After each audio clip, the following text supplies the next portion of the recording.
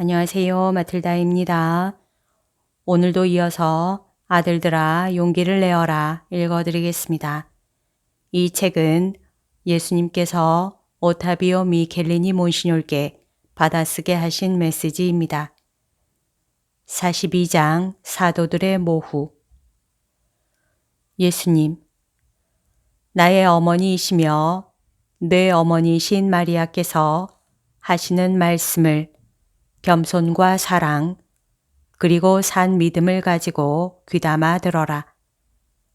마리아님, 영원으로부터 하느님의 마음속에서 모든 여인 가운데서 가장 복된 여인이 되도록 택함을 받은 나는 하느님의 무한한 사랑의 대상이다.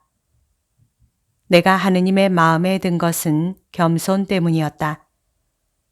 내 아들 예수님께서는 하늘에 올라가시기 전에 내게 말씀하시기를 나는 지상에 남아 있으면서 교회의 어머니가 되어 사랑으로 교회를 계속 낳아야 하므로 그분을 따라 당장 아버지의 집으로 갈 수는 없다고 하셨다. 예수님과 함께 갈바리아의 한없이 처참한 고통으로 교회를 낳은 어머니요 공동 구속자인 나는 이제 사랑으로 예수님의 신비체인 교회를 낳아야 했던 것이다. 나와 너희의 예수님께서는 구원의 신비를 성취하시면서 내가 그분 곁에 있기를 원하셨다. 하느님의 아들이시고 혈통으로 진정 내 아들이기도 하신 그분께서 내가 공동 구속자가 되기를 또한 당신 신비체의 어머니가 되기를 원하신 것이다. 나는 참으로 교회의 어머니라는 칭호를 받았다. 그러할 뿐만 아니라 아들아, 앞서 주님께서 주신 한 메시지를 통해서 너는 하느님의 어머니인 나 마리아가 교회 안에서 독특한 모양으로 유일무이한 진정한 여사제라는 계시도 받았다. 영원한 사제이신 예수님께서는 나를 당신의 신적 생명에 참여하게 하셨으니 나는 예수님께 인간적 생명을 드렸고 그분은 내게 신적 생명을 주신 것이다. 사제직은 바로 이 신적 생명에서 나온다. 그러므로 내가 참여하는 사제직은 그 성격상 세례 때에 누구나 받게 되는 보편 사제직이라고 생각할 수 있을 것이다. 과연 그렇다. 하지만 그 정도가 다르다. 나는 사도들이 참여한 사도직과는 다르게 동시에 월등 탁월하게 사제직의 완전성에 참여했으니 참으로 그들의 모후이다. 그래서 사람들이 나를 사도들의 모후라는 합당한 칭호로 부르며 기도하는 것이다.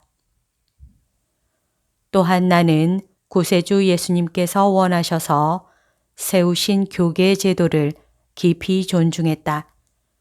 하느님의 뜻에 따라 베드로는 이 교계 제도의 보이는 우두머리였다. 나는 사도들의 모후였으니 사도들은 나를 교회의 어머니로 또 그들의 어머니이며 모후로 인정하고 공경했다. 베드로 자신도 예루살렘에 머물러 있었던 몇 해 동안 격려를 얻으려고 내게 와서 나를 어머니라고 부르곤 했다. 조언과 도움을 구하러 와서 나를 모후로 공경했던 것이다. 내 목자들과 사제들이 우리를 하나 되게 하는 영적 유대를 완전히 의식하고 참으로 나를 어머니와 모후로 생각한다면 나를 사랑하고 내 티 없는 성심, 신심을 전파하는 모든 자녀들에게 내가 하는 것처럼 그들도 더없이 풍성한 은총으로 감싸 줄 것이다. 오순절에 나는 사도들과 함께 다락방에 있으면서 성령을 받을 준비를 하고 있었다. 성령께서 다른 이들보다 더욱 풍성하게 내게 내려오셨다. 성령의 배필인 나는 성령을 충만히 받은 것이다. 사람들이 그들의 지상 어머니를 잊지 못하는 것은 어머니의 다정한 사랑은 결코 부족함이 없다는 것을 알기 때문이다. 그렇지만 아들아, 이 천상 엄마가 너희를 사랑하는 사랑은 어떤 인간의 사랑보다 무한히 더 크다. 나는 그런 사랑으로 너희 모두를 사랑하고 구원하기를 원한다. 참답고 성실한 회개로 너희를 부르시는 하느님의 음성에 저항하지 말아라. 지나가시는 주님을 두려워하여라. 이제 정화의 때가 다가왔음을 너희에게 예고하고 있으니 이는 자비이고 그것도 크나큰 자비이다. 너를 축복한다 아들아. 1976년 1월 7일 43장 모든 승리의 모후이신 마리아. 내 교회에 비할 데 없이 큰 보배는 지극히 거룩하신 내 어머니이시다. 내 어머니는 또한 너희 어머니이기도 하시고 우주의 모후, 모든 승리의 모후, 하늘의 모후이시며 내 사랑과 똑같은 사랑으로 사랑하시는 교회의 모후이기도 하시다. 그분은 은총으로 말미암아 내가 할 수 있는 것은 무엇이든지 다 하실 수 있기 때문에 내가 너희를 사랑하는 것처럼 너희를 사랑하신다.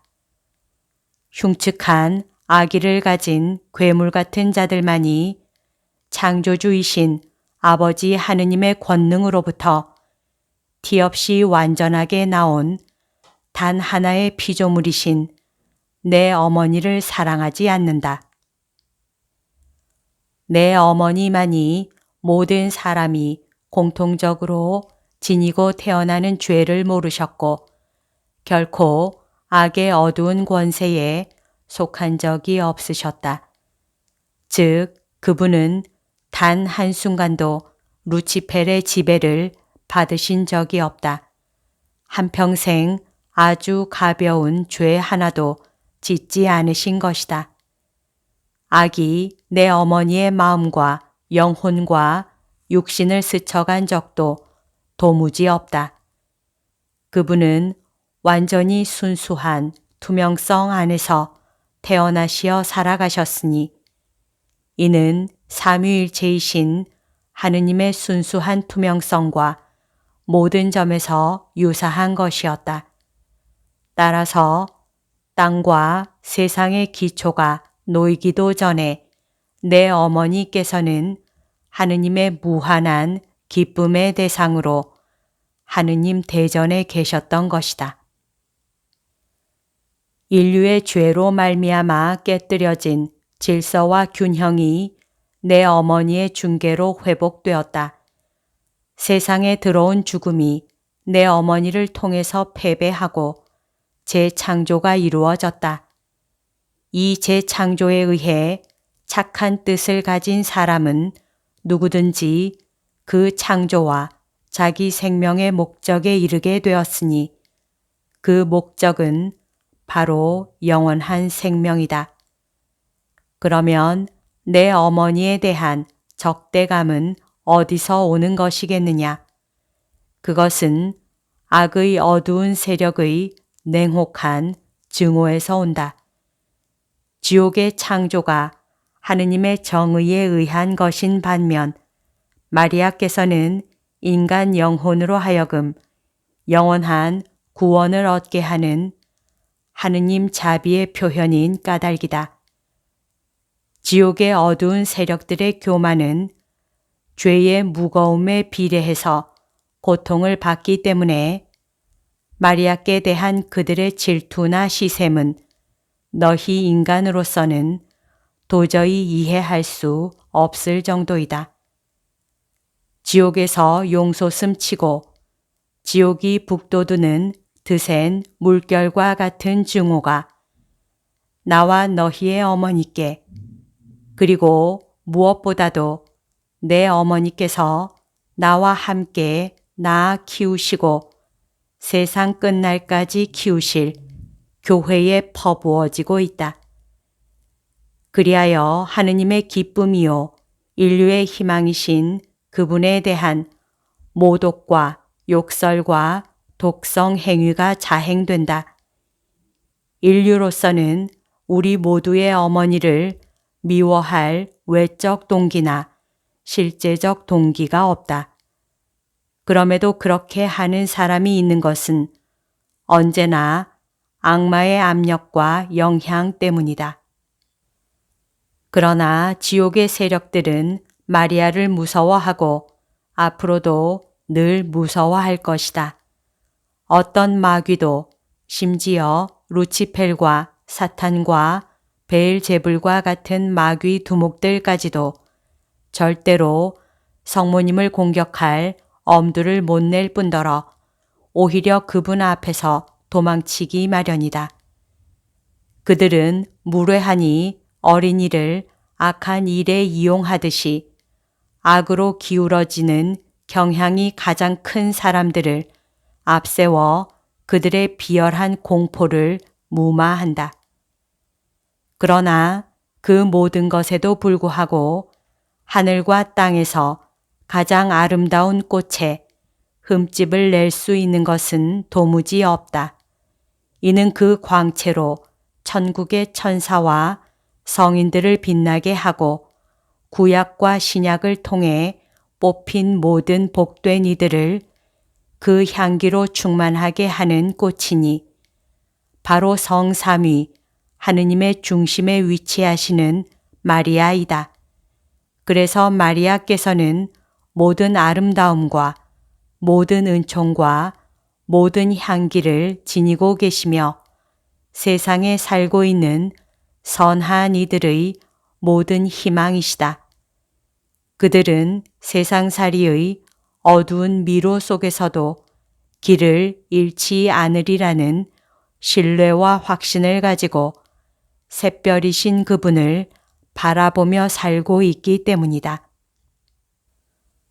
마귀들은 악인들의 영혼에 마리아께 대한 반감을 서서히 주입하지만 마리아께서는 그 반대로 그분을 신뢰하고 믿고 그분께 바라는 모든 착한 이들의 믿음과 보편적인 사랑의 중심에 계신다.